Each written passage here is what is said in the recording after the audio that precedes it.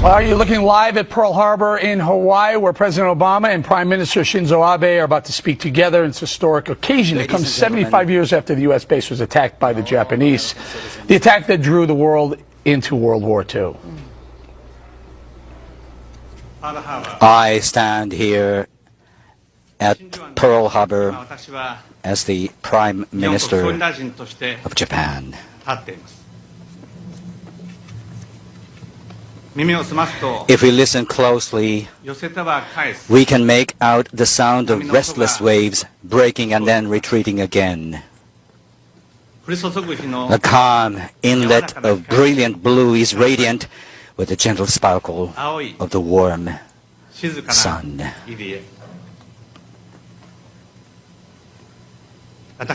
Behind me, a striking white form atop the azure is the USS Arizona Memorial. Together with President Obama, I paid a visit to that memorial, the resting place for many souls. It was a place which brought utter silence to me.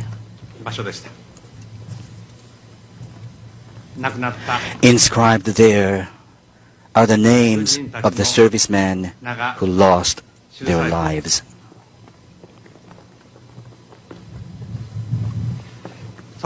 Sailors and Marines hailing from California and New York, Michigan and Texas, and various other places, serving to uphold their noble duty of protecting the homeland they loved, lost their lives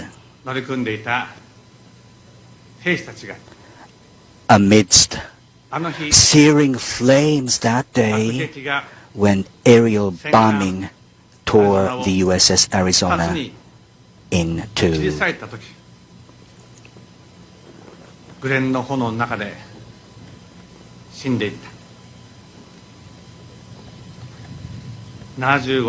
Even 75 years later, the USS Arizona, now at rest atop the seabed, is the final resting place for a tremendous number of sailors and Marines.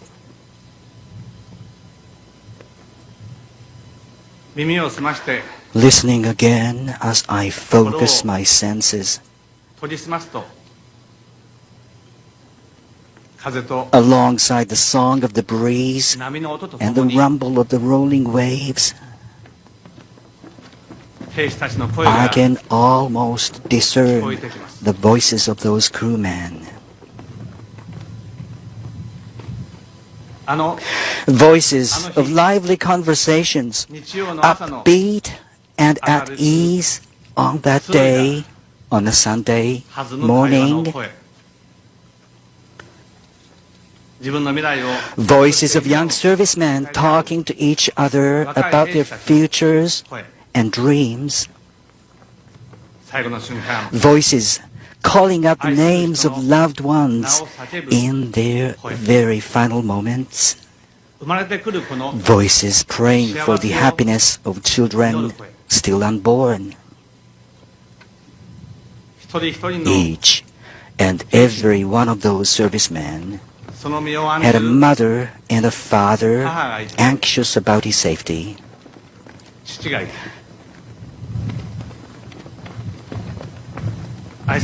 Many had wives and girlfriends they loved, and many must have had children they would have loved to watch grow up.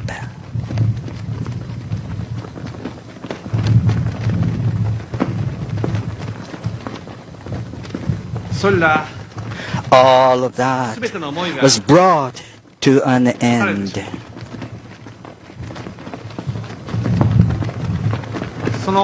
When I contemplate that solemn reality, I am rendered entirely speechless. Rest in peace, precious souls of the fallen. With that overwhelming sentiment, I cast flowers on behalf of Japanese people upon the waters where those sailors and Marines sleep. President Obama, the people of the United States of America, and the people around the world, as the Prime Minister of Japan, I offer my sincere and everlasting condolences to the souls of those who lost their lives here, as well as to the spirits of all the brave men and women whose lives were taken by a war that commenced in this very place, and also to the souls of the countless innocent people who became victims of the war.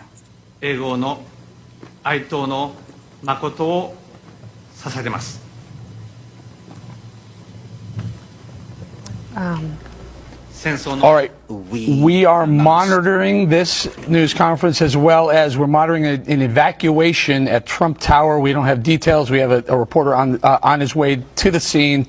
NYPD tells us that the Trump Tower is being evacuated for some reason.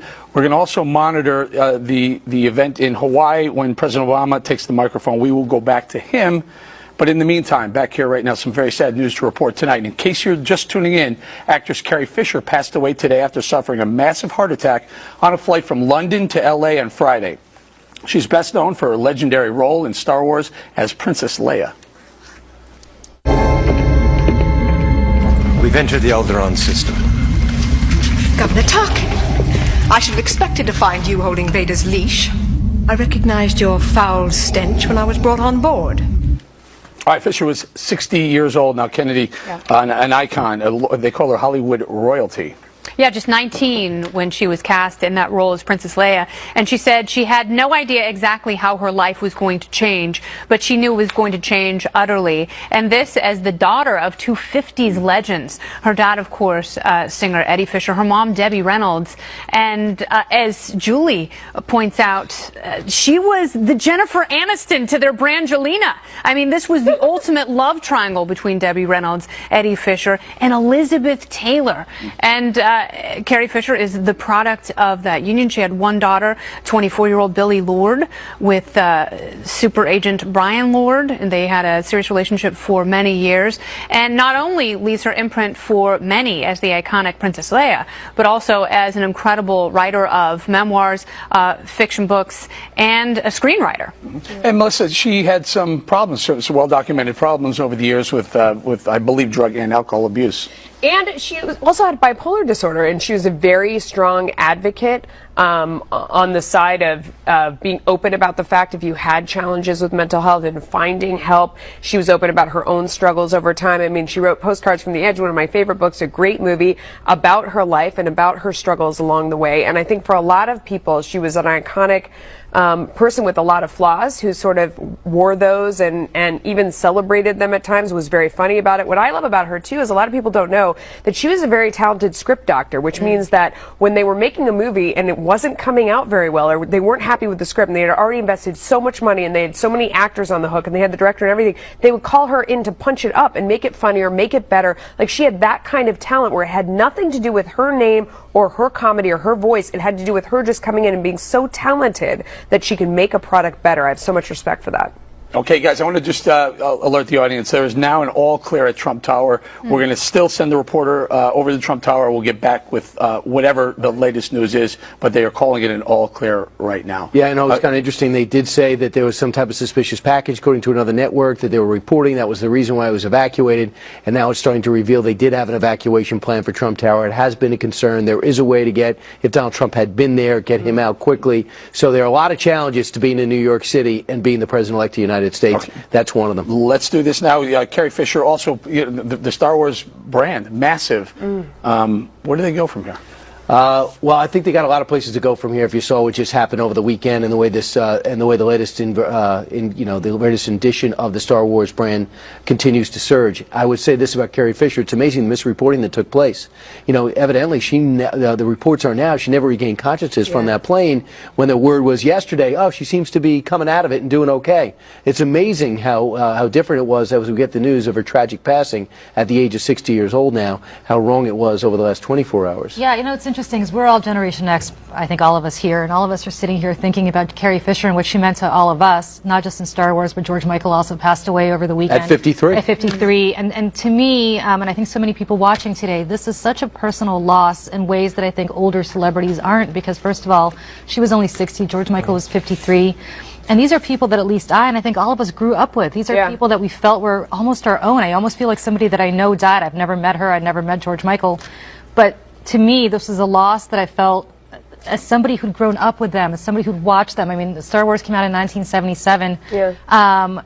And for generations, not just for me, but for our kids. Well, yeah, but that's a really good point. And I know, Melissa, you can attest to this. My daughters are huge Star Wars fans and really moved by The Force Awakens, which is, of course, Episode 7 in the series. Episode 8 had already wrapped this year, and Carrie Fisher was a part of that film. So, we will see that role continue, which is great news. But, back to George Michael, I did have a chance to meet and talk to George Michael. Lucky. An incredible conversationalist who is so curious not only about various musical acts, and I watched an amazing show where Morrissey and George Michael and a British DJ held court for a half an hour in 1984 talking about music of the day. So I don't mean to cut you off, but I want to play a little bit of this. Take a listen. We cut a little bit. I think this is the soundbite we have of George Michael and Elton John. That's what we were talking about. What an iconic hero. I just grew up listening to George Michael. And he kept saying over and over again he couldn't destroy his own career. For a while he really resented his fame, and he says, I don't know what it is about my career, no matter what I do, I'm like the duck in the bathtub, it keeps popping straight up again. A lot of people would love to have that problem, but evidently he did wrestle with his fame almost his entire life. Almost became a recluse or semi-recluse recently. And also this, Daily Mail is reporting allegedly that he had a real problem with his weight. He gained weight over the last year or so, and this was bothering him immensely. I mean, it's interesting, especially when you look at the two of them collectively, that the artistry comes with so much baggage. It's so hard, and maybe there's a connection between that. But he was such a terrific artist, and even you hear there just his voice. I mean, you talk about why he couldn't stop being famous. Part of it was when he picked up a microphone, he just had that beautiful sound. Right. But he was also discounted as an artist because Wham was considered a boy band. Two things here. One, you talk about his weight gain and his reclusiveness. The British press is absolutely brutal, and they are relentless. And they were publishing photos of him where, some accounts were that he was pushing 300 pounds, and he had to go out and face that decade after decade. But the thing is, and I was re-listening to a lot of his stuff this week, and particularly his two solo records, Faith and Listen Without Prejudice Volume 1, and I was listening to these ballads, and you listen to Father Figure, which was supposed to be a dance track, and they ended up just layering the vocals, and it's so beautiful. And as I was listening to not only the words, he produced it, he wrote the lyrics, he wrote the music, and he sang it so emotionally. I was listening to that going, Adele was so deeply influenced by George Michael, and you can hear it, and you almost listen to some of these contemporary singers, and you think it would be impossible for them to have these multi-layered emotional voices and careers without people like George Michael. Think about why he must have been conflicted. I mean, he grew up really almost from childhood as a boy band member, as you said, with Andrew Ridgeley and Wham, and then obviously came out with Faith, where remember in Listen Without Prejudice Volume 1, where he burnt the jacket, the Faith. Yeah, that's in jacket. Freedom 90. Freedom That's 90, in Freedom which 90 the big video. debate, what's better, Freedom by Wham or Freedom 90 solo George Michael? Big debate, let me know. But I will also say, I think for him, he also was coming to terms with the fact that he was gay at a time when AIDS was a huge scourge, and I think became a recluse in part because of the fact that he'd been this boy band guy that little girls were in love with, and he had to wrestle with the fact that that could have all been blown up if people had found out the fact that he was actually gay. So, producers, do this. I really want to get this in. This is a fantastic Carpool Karaoke, the very first one, so popular right now. If you have that, take a look. Listen, George Michael, the first guy, Carpool Karaoke. Why can't I come to Comic Relief? Because you're a joke, George. It's embarrassing. I can't walk into Comic Relief with you. Comic Relief's about helping people like you. Or just listen to some music. Baby, I'm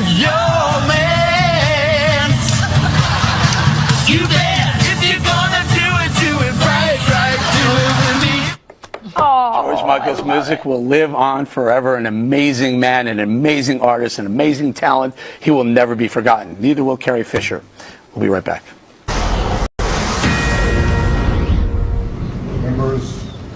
ご来席の皆さん、我が国の兵士の皆さん、そして特に真珠湾攻撃の成功者。 All right, very good. We have some audio issues. If you are fluent in Japanese, then you can understand exactly what President Obama was saying as he and Japanese Prime Minister Shinzo Abe speak together at the USS Arizona Memorial in Hawaii. They are there at the Pearl Harbor Memorial. The President obviously speaking right now. As soon as we resolve that audio issue, we will bring it to you. Now, before the election, President Obama and President-elect Trump couldn't find many nice words to say about one another. He doesn't have the temperament, he doesn't have the knowledge, he doesn't seem to have the interest in acquiring the knowledge or the basic honesty that a president needs to have. We're going to have big problems. If you think Orlando was the end of it with this weak attitude and this pathetic president that we have, it wasn't, folks. It wasn't. You don't see him hanging out with working people unless they're cleaning his room. Or mowing the fairways on his golf club. He has been a disaster as a president. He will go down as one of the worst presidents in the history of our country. Well, they seemed to have mended fences until 44 threw a little bit of shade at 45 over the weekend. In an interview, Mr. Obama said he would have defeated Mr. Trump if he were able to run for a third term. I am confident in this vision because I'm confident that if I had run again and articulated it, I think I could have mobilized a majority of the American people to rally behind it. Rally around the family with a pocket full of shells. The president-elect, of course, wasn't going to let that one slide, so he tweeted. President Obama said he thinks he would have won against me. He should say that. But I say no way. Jobs leaving, ISIS, O'Care, etc. The world was gloomy before I won. There was no hope. Now the market is up nearly 10% and Christmas spending is over $1 trillion. Well, we're going to pick up with that in just a bit. Right now, let's go to President Obama and Prime Minister Abe in Hawaii. Carried his commander to safety and then fired an anti-aircraft gun until he ran out of ammo. We honor Americans like Jim Downing, a gunner's mate, first class of the West Virginia. Before he raced to the harbor, his new bride pressed into his hand a verse of Scripture. The eternal God is thy refuge, and underneath are the everlasting arms. As Jim fought to save his ship, he simultaneously gathered the names of the fallen so that he could give closure to their families. He said, "It was just something you do." We remember Americans like Harry Payne, a fireman from Honolulu who, in the face of withering fire, worked to douse burning planes until he gave his last full measure of devotion. One of the only civilian firefighters ever to receive the Purple Heart. We salute Americans like Chief Petty Officer John Finn, who manned a .50 caliber machine gun for more than 2 hours and was wounded more than 20 times, earning him our nation's highest military decoration, the Medal of Honor. And it is here that we reflect on how war tests our most enduring values. How, even as Japanese Americans were deprived of their own liberty during the war, one of the most decorated military units in the history of the United States was the 442nd Infantry Regiment and its 100th Infantry Battalion, the Japanese-American Nisei. In that 442nd served my friend and proud Hawaiian Daniel Inouye. a man who was a senator from Hawaii for most of my life, and with whom I would find myself proud to serve in the Senate chamber. A man who was not only the recipient of the Medal of Honor and the Presidential Medal of Freedom, but was one of the most distinguished statesmen of his generation as well.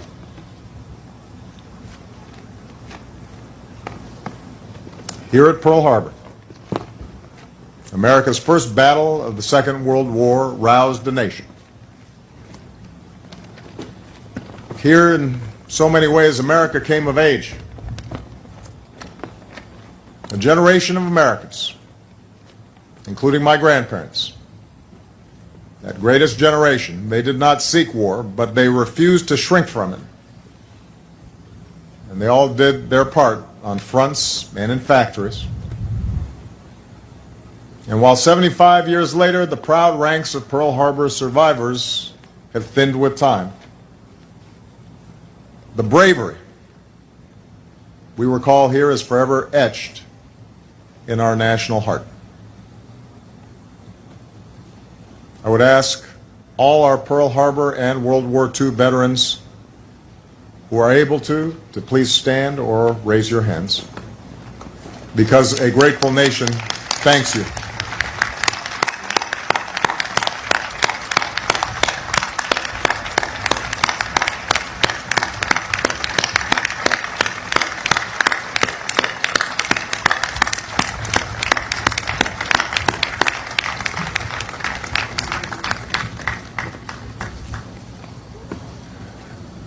The character of nations is tested in war, but it is defined in peace.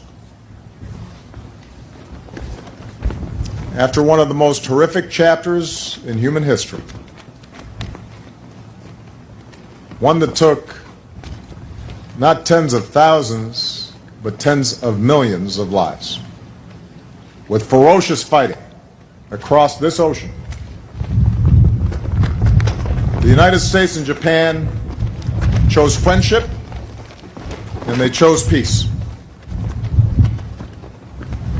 Over the decades, our alliance has made both of our nations more successful. It has helped underwrite an international order that has prevented another world war and that has lifted more than 1 billion people out of extreme poverty. Today, the alliance between the United States and Japan, bound not only by shared interests but also rooted in common values, stands as the cornerstone of peace and stability in the Asia-Pacific and a force for progress around the globe. Our alliance has never been stronger. In good times and in bad, we are there for each other. Recall 5 years ago, when a wall of water bore down on Japan and reactors in Fukushima melted. America's men and women in uniform were there to help our Japanese friends. Across the globe, the United States and Japan worked shoulder to shoulder to strengthen the security of the Asia-Pacific and the world, turning back piracy, combating disease, slowing the spread of nuclear weapons, keeping the peace in war-torn lands. Earlier this year, near Pearl Harbor, Japan joined with 24 nations in the world's largest maritime military exercise. And that included our forces from U.S. Pacific Command, led by Admiral Harry Harris, the son of an American naval officer and a Japanese mother. Harry was born in Yokosuka, but you wouldn't know it from his Tennessee twang. Thank you, Harry, for your outstanding leadership.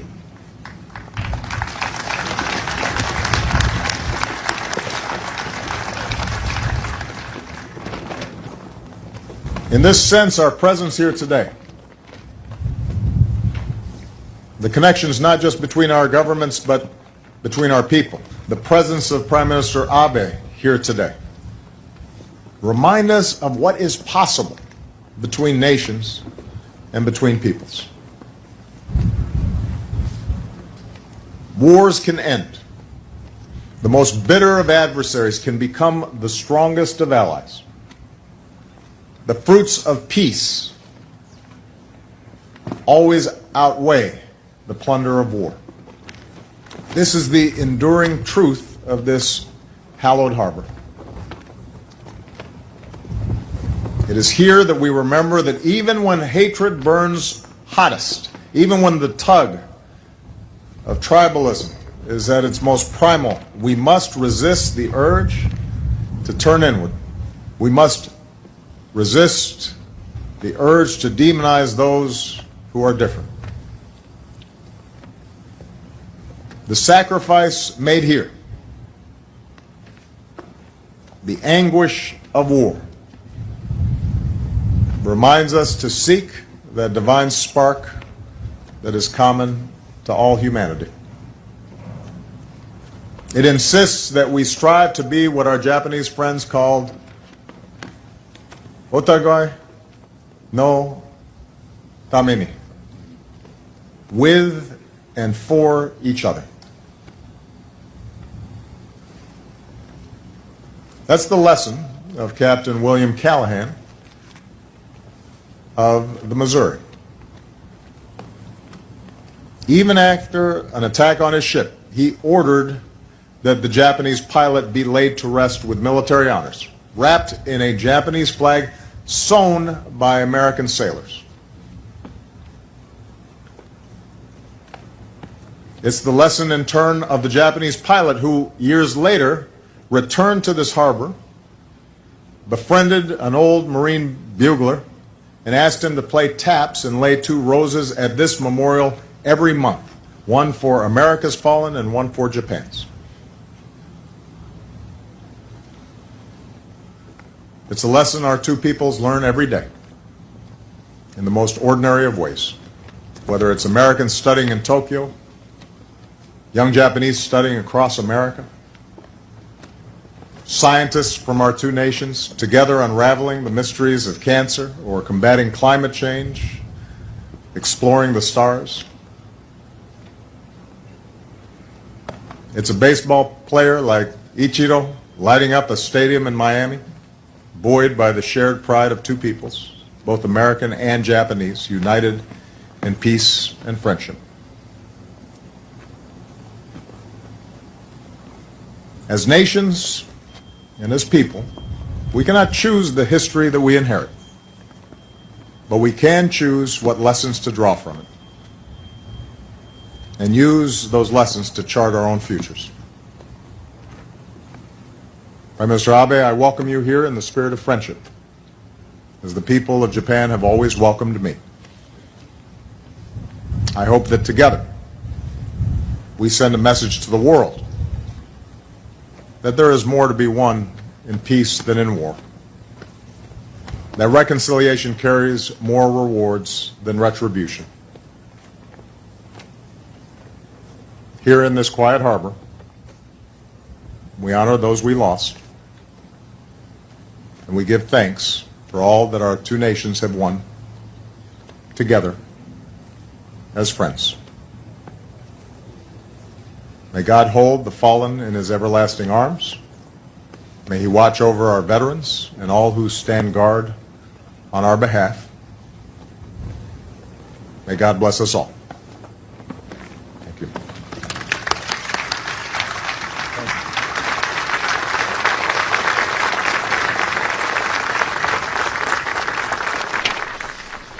And that concludes the remarks of President Obama and Japanese Prime Minister Shinzo Abe as they speak together at the USS Arizona Memorial in Pearl Harbor, Hawaii. Very interesting comments indeed from both. I was actually quite relieved that the president didn't take any questions from the press, because I feel he would have taken that moment to attack both Donald Trump and Fox News. Right. because it's been 90 seconds and he hasn't. Exactly right, Brian. Well, in this very solemn moment commemorating, as Brian Kilmeade pointed out, 75 years later, we're still friends, which is all very nice to hear. Breaking news. Actually, I think it's lovely because if you remember, President Obama went to Hiroshima a little 7 months ago. A little while back, and people were kind of up in arms about it. And I think it's nice that the Japanese returned the favor and came to a place where, let's not forget, they did attack us. They did start our involvement in World War II. And so it's nice to acknowledge, even all these decades later, that obviously, despite our deep and long decades of friendship, that they're based on a horrific period in our nation's history where a lot of people died on both sides. And then one of the things that binds us is awareness of China's emergence in that area where we're responsible for the defense. I also think it's interesting that we thought this was the first prime minister to visit. Hawaii is actually the third. They did low-key visits before, and it was his grandfather that was the first leader to visit from Japan. They also visited the grave of former U.S. Senator Daniel Inouye, whose parents were Japanese. It's also interesting if you look back at this point in time in history, you know, the U.S. and Russia were allies at that point in time. Now you look at where that relationship stands and the suspicion among the two groups, yet at the same time, the relationship between the U.S. and Russia, and Japan and Germany now as allies. Interesting turn. I'm glad we're doing it. I think it's awesome. I lost an uncle over Vanuatu, New Hebrides Islands in World War II. I think this is a great step, but I do think also it is a heads up, Brian's right, a heads up to China, who just, I think yesterday or today, moved a carrier into the South China Sea, which is a bit of a provocative move. Yeah, they made an island and put missiles on it. They also want pieces of the theirs. and they also want pieces of the Indian Ocean, but it's time for us to talk and pull back. I think things are changing. Yeah, China trolling a little bit too, really sort of exacerbating the situation, trying to create tension between Japan and the United States, hoping to break up some of that goodwill on display here tonight. We've got much more of the 5 coming up in just moments. Now back to your regularly scheduled format. Israel is our greatest ally, so it's confounding to some why the Obama administration would decided on Friday to abstain from a UN Security Council vote to condemn Israel for its settlements on the West Bank and especially in East Jerusalem. Now, Israel thinks the White House actually orchestrated the vote and says it has evidence. For example, well, we have rather ironclad information from sources in both the Arab world and internationally that this was a deliberate push by the United States, and in fact they helped create the resolution in the first place. And what is outrageous is that the United States was actually behind that gang up. I think it was a very sad day and really a shameful chapter. And that was just the beginning of the outrage. It has not stopped. Prime Minister Benjamin Netanyahu is, of course, very upset. As I told John Kerry on Thursday, friends don't take friends to the Security Council.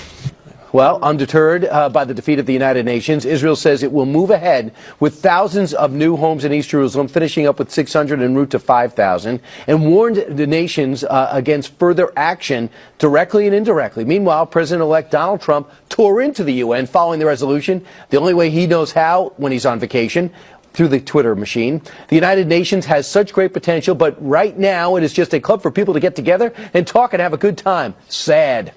Charles Krauthammer calls the world body a disaster and suggests Mr. Trump, the president-elect, try to find a way to get rid of it.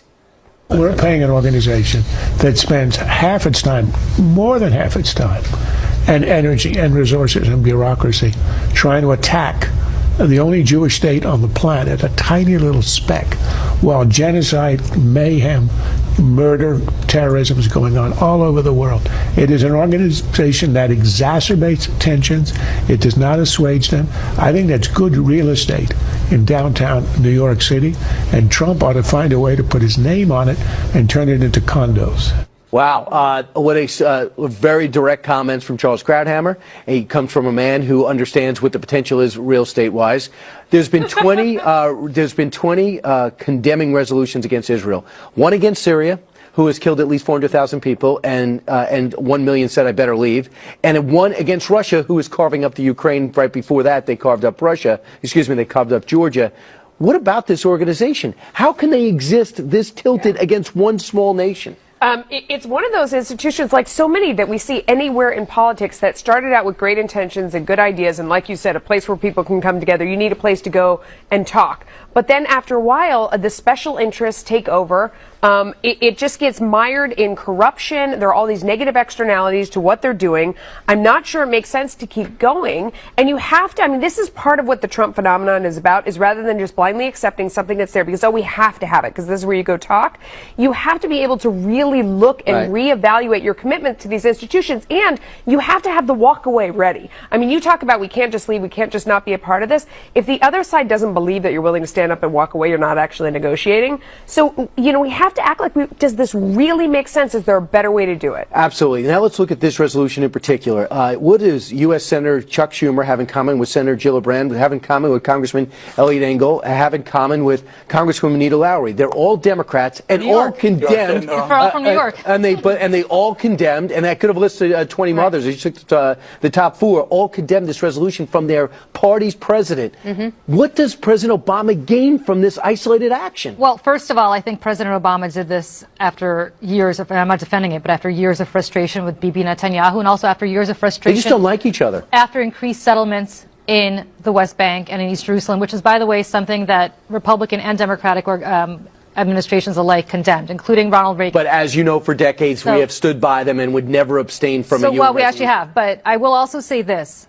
The problem with the UN, and I think, Melissa, you pointed this out so well, and Brian, you did in your intro, is the United Nations has to come to grips with the fact that they turn a complete blind eye to the savagery, and I mean savagery, among some of the people that voted for this resolution. Venezuela, Russia, China are some of the biggest human rights abusers in the world. And for them to stand in judgment on the only democracy in the Middle East is abhorrent. And to be lectured by the likes of Venezuela and Vladimir Putin and the Chinese is insane. So I would say to the UN, get your own, especially to the members of the Security Council, get your own house in order. I understand. Well, fine, but actually address the president. What is President Obama doing here? This is an opinion show. This is my opinion. I think President Obama is no friend to Israel. I also think President Obama, on his way out, is settling a score, which you point out, that he has with Bibi Netanyahu. I mean, if you remember the whole thing when Netanyahu came and he spoke to Congress, President Obama didn't show up. We remember that whole issue,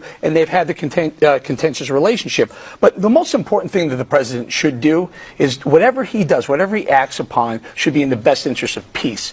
My problem with this is abstaining isn't in the best interest of peace. It emboldens the anti-Israel crowd, emboldens the pro-Palestinian crowd, and it creates more tension in the region. One more thing. And the other part of this is the numbers, the UN.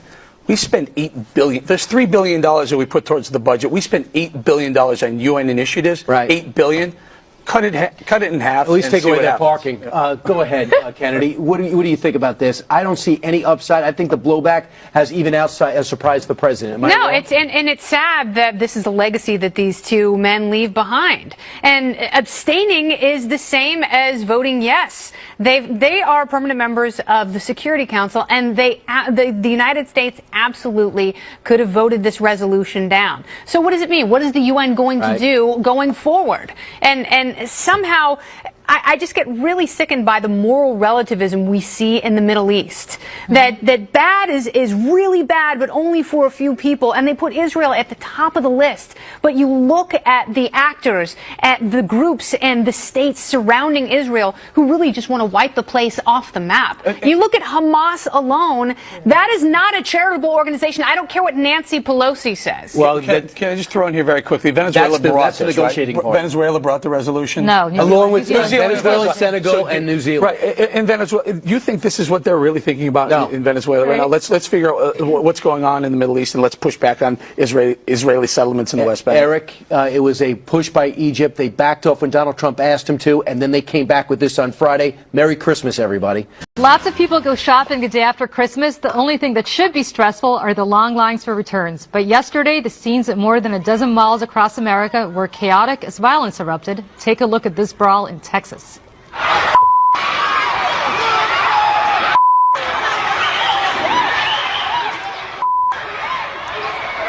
And this one in Connecticut.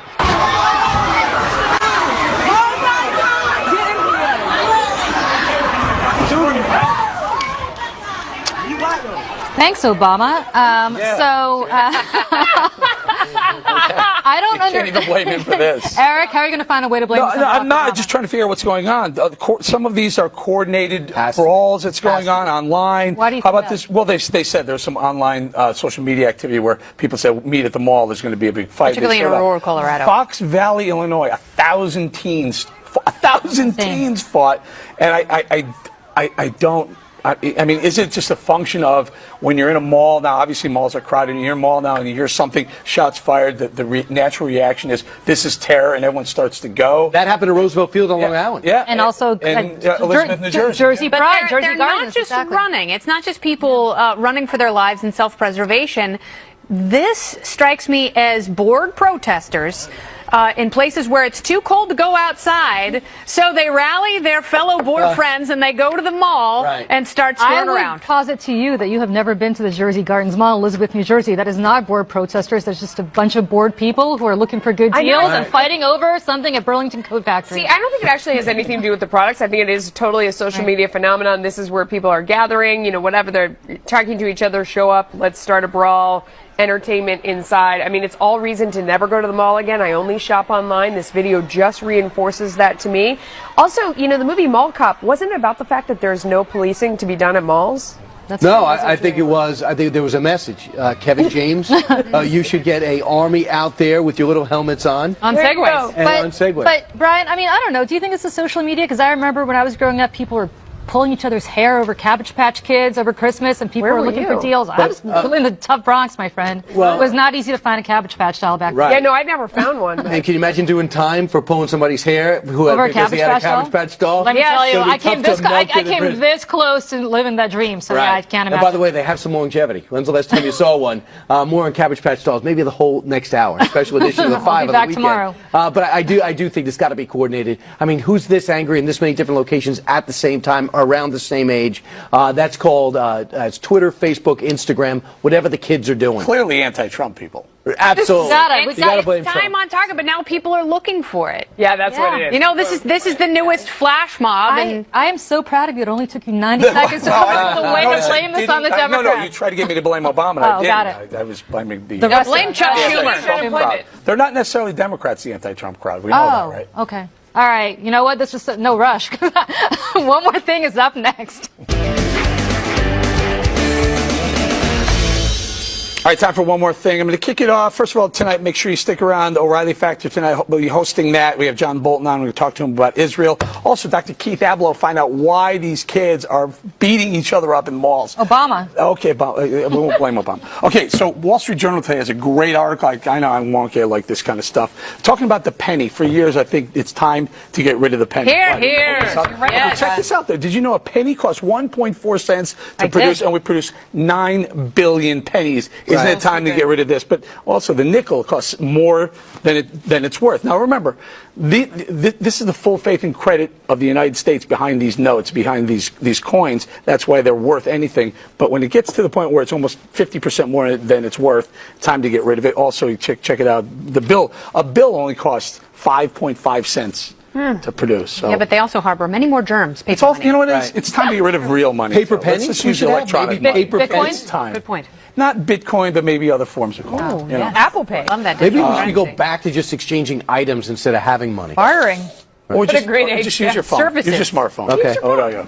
Use your smart brain now. All right, here we go. Some breaking news in the world of sports that probably would interest you. One of the most flamboyant coaches in the NFL, Rex Ryan, fired after a year in which, he was one game under 500 in his 2 seasons with the Bills. They have very average talent. They got rid of him right away. I'm really surprised by this because he gave that team in desperate need of an identity. But something else is brewing. In Jacksonville, where we have a lot of dedicated viewers, it looks like Tom Coughlin is going to interview for a job when he was the first Jacksonville coach ever. But the word is at the age of 71 years old, he is a front runner to get this job. And I'm amazed at the outrage in the sports community that a 71-year-old can be the head of a football team. Wait a second. The president of the United States is 70 years old, and no one says he's too old. Bernie Sanders is 100 years old. Yeah, Bernie's no going one to be said he was too 80 old. years old when he takes the oath of office in 4 years. Yeah, but is there something about football that's more taxing than running the country? I think 70 is the new 20. More football coaches have heart attacks than And presidents. Coughlin's got a couple of Super Bowls to his credit. Let me ask you something about Rex Ryan. You think a 15-17 record, they should have kept him?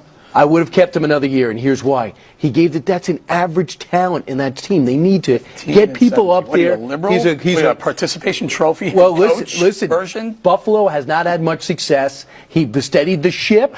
I believe that he should get another shot. For Tom Coughlin, the people of Jacksonville love him. He has a house there. You should go out and hire him. Okay, very good. Will he get hired again, though, Rex Ryan? I mean, Rex Ryan? No. He's had a tough guy. As a broadcaster, he'll almost be as famous as you. There you go. Okay, Kennedy, you're up. It's very difficult this time of year for people who've lost loved ones. And we lost our dad a year ago at this time. And so to honor him, my dad gave us all the gift of running.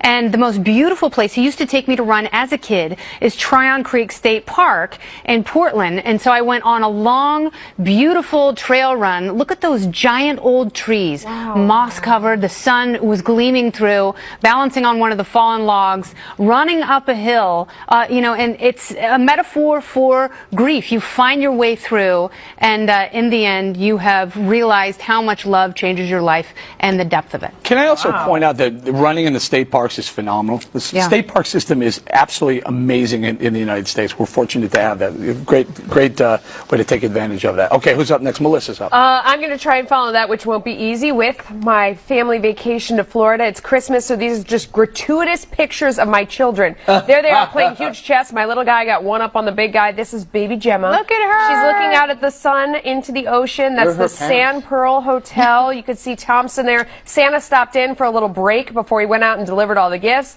Thompson went out. There's my daughter Gemma. So she got this huge kitchen for my mother-in-law. We live in New York City. I don't know how it's going to fit in our apartment, but never mind. She looks lovely in front of it. There she is, cracking up at her cousin Maybe keep Talbot. it at Grandma's house. Look at. I think that's a great idea. Let's leave it at Grandma's house. There she's laughing hysterically at her cousin and all of us on the beach. Look at that Christmas day. Have you seen such a beautiful Christmas You must day? not have been home. Oh, we loved it. We love you, Florida. Mark at the Sand Pearl. We love you too. Very fun. What a great holiday. So, in the spirit of World War II, we were just discussing that with Shinzo Abe and the president. Taylor Swift played Santa Claus for a 96-year-old World War II veteran. This guy named Cyrus Porter is apparently a huge Taylor Swift fan. He thinks this is a way to connect with his grandchildren. He's been to a couple of her concerts, which is 2 more than I've ever been to. And he said, I just enjoyed going to see them and her. I would as soon as go see her right now as anybody. I love this guy. So Taylor Swift showed up at this guy's house and surprised him. Watch this. Amazing.